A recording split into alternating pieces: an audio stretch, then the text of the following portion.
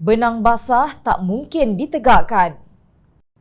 Timbalan Pesuruhjaya 3 PAS Selangor, Dr. Muhammad Fuad Muhammad Saleh mempersoalkan motif di sebalik tindakan pihak tertentu mendesak kerajaan membuka parlimen serta membatalkan pengisytiharan darurat. Masalahnya untuk apa? Itu persoalan paling besar. Kenapa ahli parlimen sibuk hendak mendesak untuk diadakan sidang parlimen? Adakah hanya kerana sekarang ini Perikatan Nasional dikatakan mempunyai majoriti yang amat tipis ataupun sudah tidak cukup majoriti kalau parlimen bersidang, katanya seperti dipetik Harakah Daily. Beliau dipercayai merujuk kepada tuntutan yang kini digigih diperjuangkan oleh Jawatan Kuasa Rayuan Penamatan Proklamasi Darurat Pimpinan Khalik Abdul Samad yang bertegas bahawa pengisytiharan darurat tidak perlu untuk menangani COVID-19.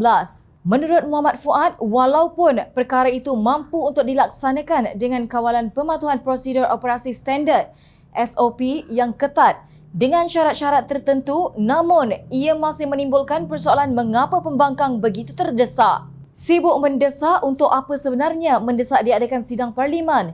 Ini yang kita hendak tahu sebenarnya. Apa yang mereka mahukan sebenarnya? Soalnya, kata Muhammad Fuad, tindakan kerajaan mengisytiharkan darurat sekurang-kurangnya dapat mengurangkan beban serta membantu kabinet menumpukan perhatian kepada kerja-kerja kementerian. Menarik untuk kita membuat perbandingan dengan kenyataan ahli Majlis Pimpinan Tertinggi Bersatu, Dr. Muhammad Faiz Naaman yang berkata, mempersoalkan motif proklamasi darurat adalah perbuatan khianat dan derhaka serta harus dihukum.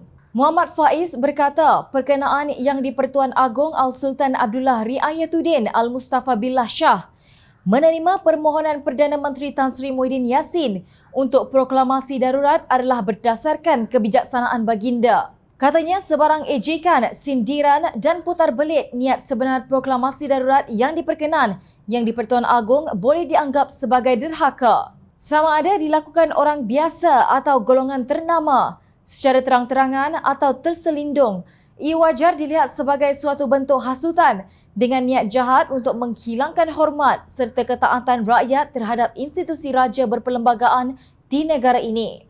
Dalam konteks ini menjadi kewajipannya sebagai ketua kerajaan untuk menjaga nyawa rakyat dengan melindungi rakyat sekalian daripada jangkitan COVID-19 dan ini adalah kemaslahatan paling utama dituntut oleh Islam, ujarnya dalam kenyataan seperti dipetik Malaysia kini pada 13 Januari lalu.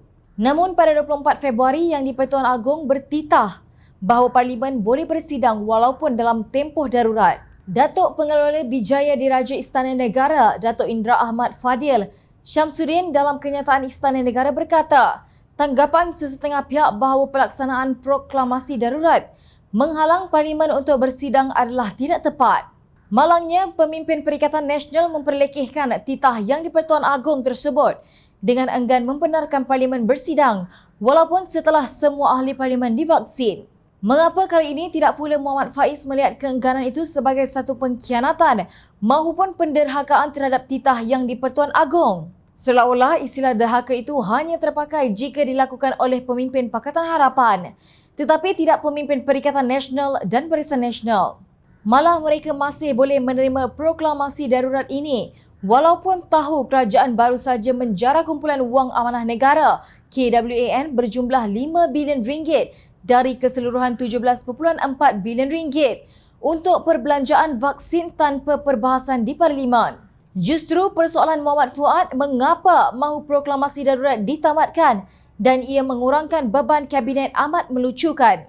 Sedarlah bahawa KWAN merupakan satu alat untuk pihak kerajaan menyimpan sebahagian daripada keuntungan berasaskan petroleum yang diraih demi generasi masa hadapan rakyat Malaysia.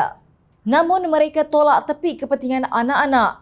Pada 21 April, kerajaan mewartakan Ordinan Darurat Kumpulan Wang Amanah Negara Pindaan 2021 KWAN yang membolehkan penggunaan dana kumpulan wang itu untuk perolehan vaksin dan perbelanjaan berkaitan program imunisasi kebangsaan.